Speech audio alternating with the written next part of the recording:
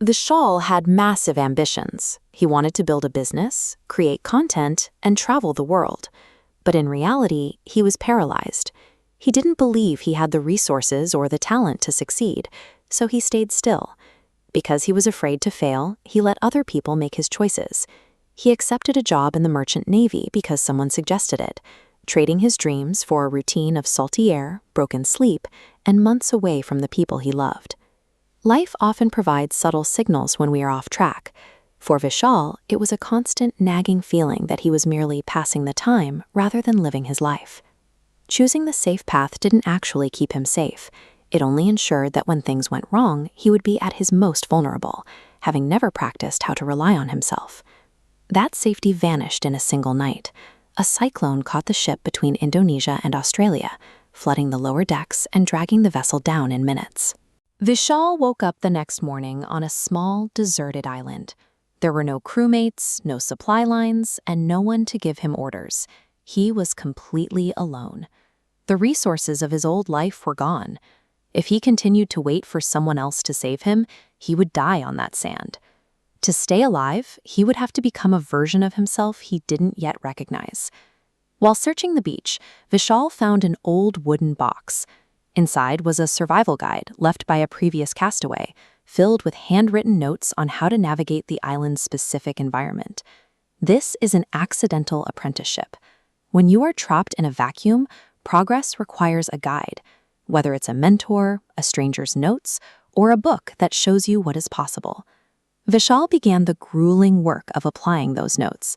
He spent hours striking stones to spark a fire, learned to harvest coconuts, and figured out how to fashion weapons to catch fish. Every blister and every failed attempt was a lesson. Growth didn't happen when he was comfortable. It happened because the stakes were high and the effort was real. Staying alive on the island was a process of systematically replacing his old, fearful habits with new, necessary actions. As he acquired these skills, he was building a bridge between his old life and his new reality.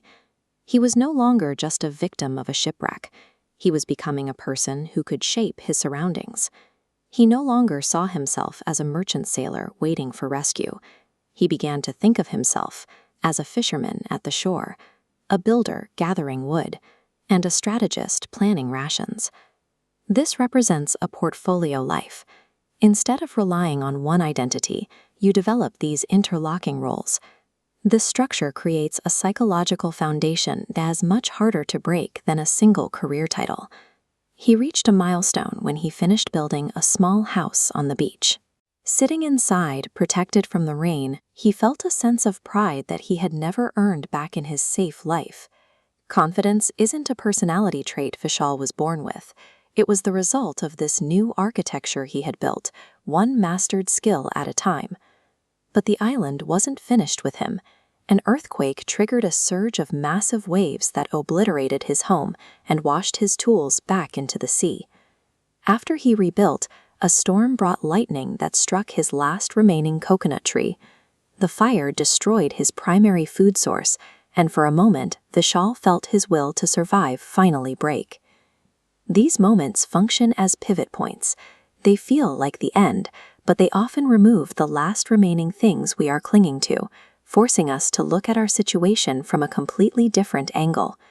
When the tree burned, it felt like a disaster, but in reality, it was removing the final obstacle between Vishal and his rescue. The next morning, a ship appeared on the horizon. The captain later told Vishal they had seen a massive smoke signal on the island the night before. The fire from the lightning strike was the only reason they stopped. Vishal returned to India as a different man. He wasn't the fearful boy who let others choose his path. He used his new discipline to start his own business and share his story, becoming an inspiration to millions. This graph shows the path to a magnum opus, a life mission. It often requires a period of loss where your old self is stripped away, allowing your true capabilities to rocket upward. If you are currently facing a failure or feel stranded in your own life, consider that you might be in the middle of your own accidental apprenticeship.